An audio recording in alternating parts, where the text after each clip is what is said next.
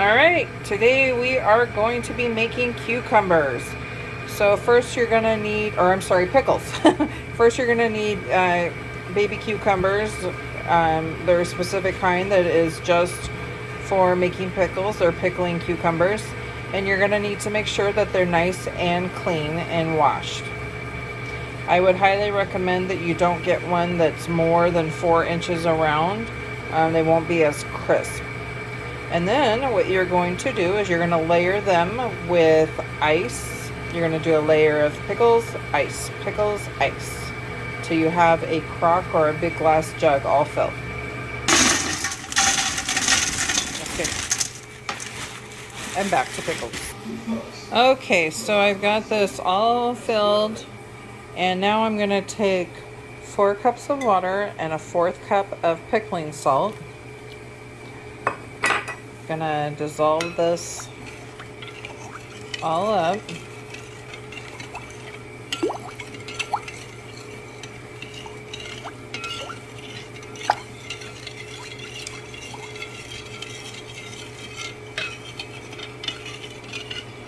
This needs to be cold water. And this is a 2-day process recipe, so you get it prepped one day and then you let it sit for like overnight, so like anywhere from 12 up to 18 hours, but no more than 18 hours. Okay, so I'm all dissolved. So now what we're gonna do is we are gonna add that dissolved water with pickling salt to our crock.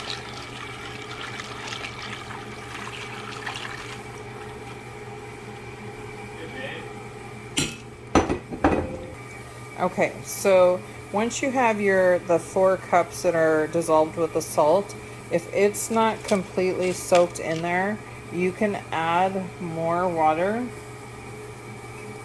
if needed.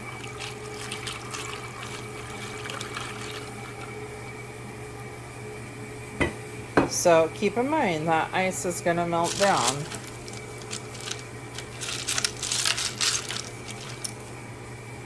I'm going to add just a smidge more. Oops. Okay. So, yeah, I can feel the water. It's right here. Okay, so once you have your water in, oops, there goes my timer. All you're going to do is you're going to take a plate that fits in there, like upside down.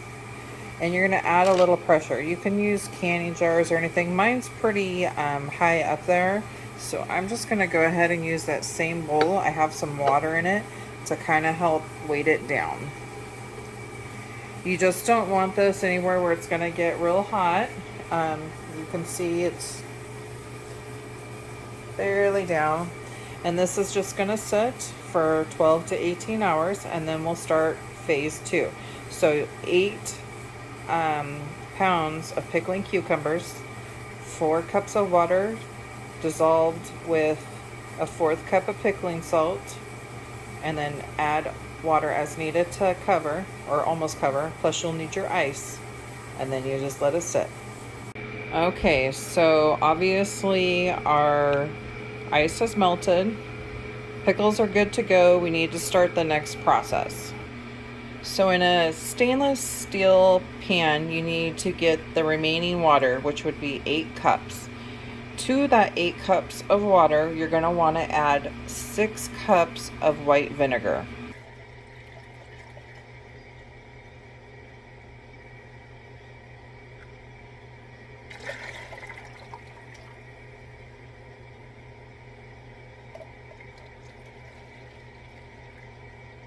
So to your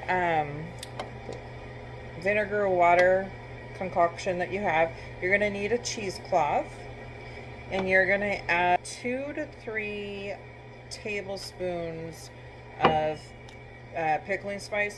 I just happened to buy it because I didn't have time to make it, but you can also make your own or whatever you want to do. It's apparently none of these holes, my tablespoon doesn't fit in the hole, and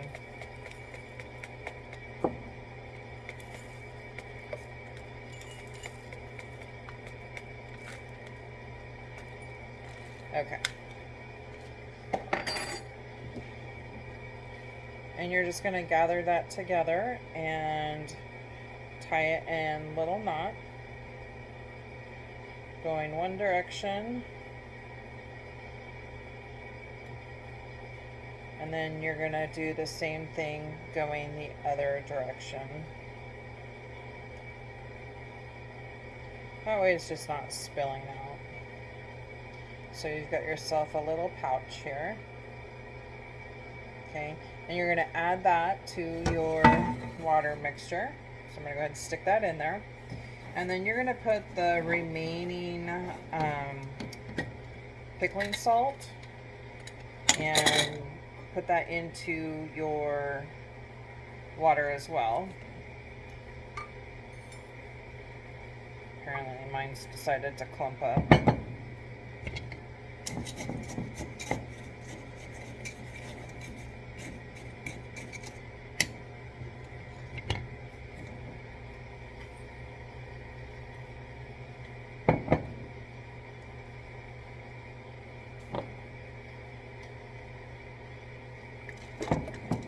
Gonna go ahead and add that in.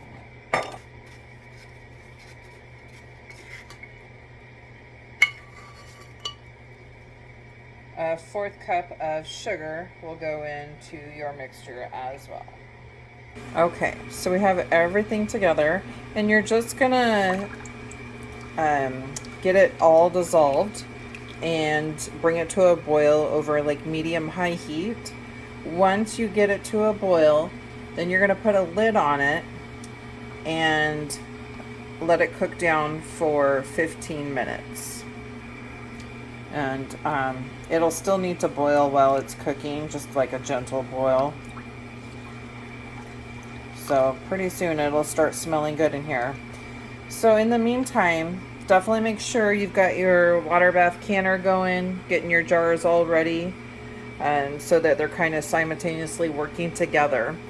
And then we need to start packing the jars. So first thing I need to do is to dump out some water. I need to transfer these to a colander, and then they need to get rinsed. And I'm not gonna lie to you, without even having the pickling spice or the dill in here, these already are starting to smell like pickles. I'm so excited. And they are nice and firm. These are gonna be some awesome crunchy dills. I'm super stoked. I might have to hide them from my kids when they come over. Okay, one thing I do want to point out is when you are going to pack your jars with the pickles, first of all, wide mouth works so much better for pickles. Oh my gosh. Unfortunately, I have done so much canning this year that these are some of my last jars. I have like 4 jars left, so I'm kind of in a panic mode, realizing I am like experiencing a jar shortage. I didn't think that was possible. So anyway, I have laid out all my jars. I'm gonna start fitting the pickles in, so you'll need to put them in. And I put all my jars out so you can kind of like tuck and fit, because one might fit good 3/4 of the way in this jar, but it would never fit in this jar, just depending on how they lay and squish in there. So you'll really need to kind of have everything together. And again, man, these regular mouth ones are gonna really not be fun to can with, but I will make do. So let's get started filling them. Okay, let's see if I can do this all one-handed today. So, you know, mine are all rinsed. I've gotten the brine off of them, so I'm gonna start sticking them down in the jars.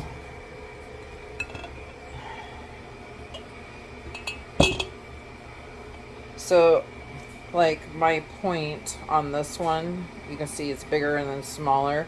So that's how I could fit them in between things. You'll have to get really creative. I'm probably going to have to dig out a butter knife to try to get them all packed in. And I definitely don't think I have enough jars. I'm probably going to have to do 2 batches just because I have so many little cukes that need to get pickled up.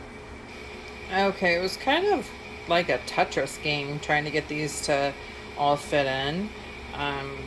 You really do need a generous gap at the top because you have to add other things to it. So it's really important to make sure you have your adequate headspace there. So anyway, I did manage to get them to fit, sort of. So we're gonna go ahead and add 1 teaspoon of mustard seed to each jar.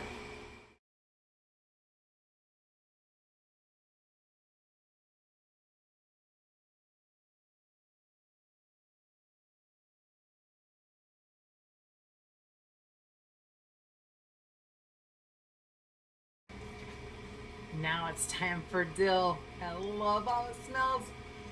Now the great thing with your dill is if you don't use it all, not only can you dry it out to use throughout the year, but you can put it on top of salads and pastas and on French bread and everything. It smells so good.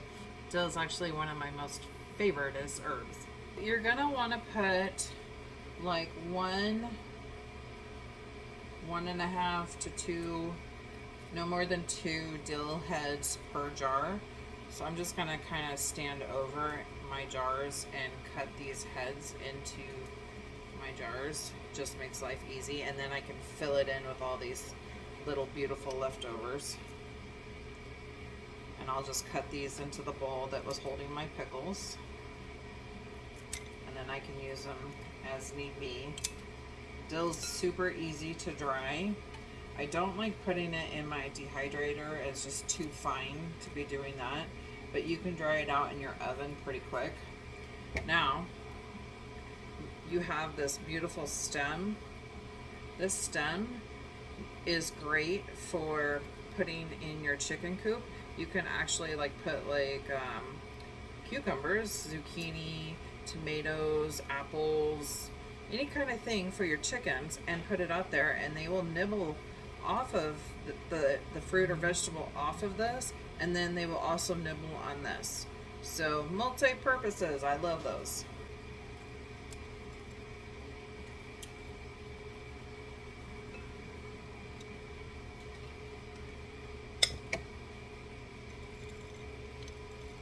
Now I know it's gonna be like, oh, nothing else is gonna fit in here, but by the time you get your liquids in it and everything, it'll start kind of getting down and working its way into the little crevices.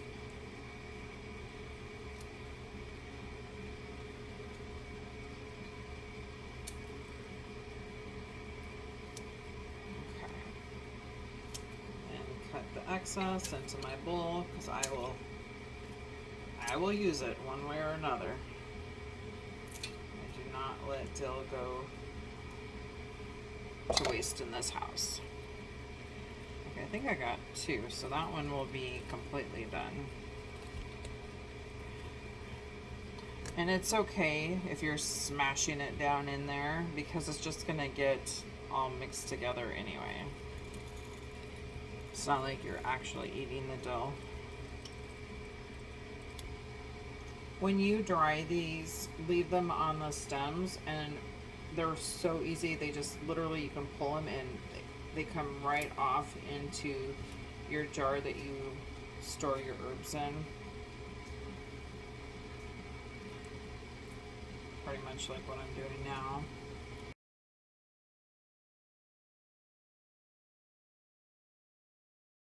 Okay, so we have all the dill, all the garlic, all the mustard seed tucked down inside. So now we're just waiting on our liquid. So this portion is ready to go. It's just starting to want to boil, so I'm going to give it a quick stir. Go ahead and put the lid on, and as soon as it's boiling here, I'll do that. And then 15 minutes and we should be good to go. Okay, so the mixture is done. I'm going to add it to my jars.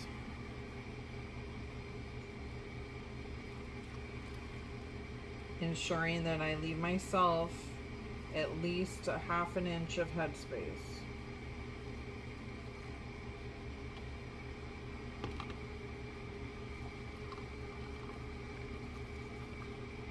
will tell you, the stage of the process, your mixture is pretty potent. Just like any other canning, make sure that whether it's a water bath or a pressure canner, it's critical that your rings are super clean. I like to, if I can, I'll take a paper towel. Like you can barely probably see that little dot right there. Oops, I think I bumped it off. That was just a little tiny piece of dill that was hitting a rim, and that would prevent me from having a good seal, which means you'd have food spoilage. And we definitely don't want food spoilage. That would be a shame for all that hard work, all the time spent growing, and all the time spent canning and preparing, just to have it go to waste. Son of a biscuit eater.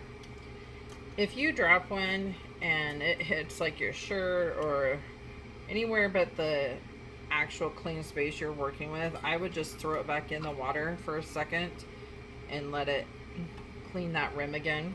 It's not worth it.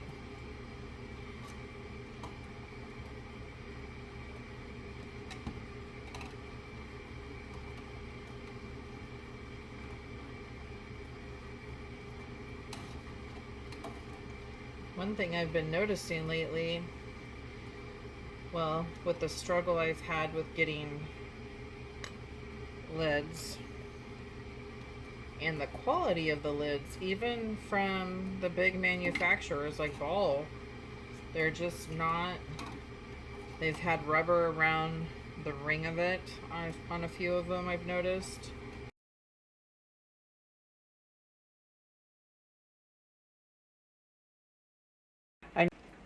Okay, I am officially done. You can kind of still see the water boiling. I did lose one jar in the first round. It cracked open, which unfortunately meant I had to drain the entire thing and reheat the water all for one more jar. So that was very unfortunate. But now they will just sit here for 24 hours, and then I will wipe them all down, label them, and pack them away into the pantry.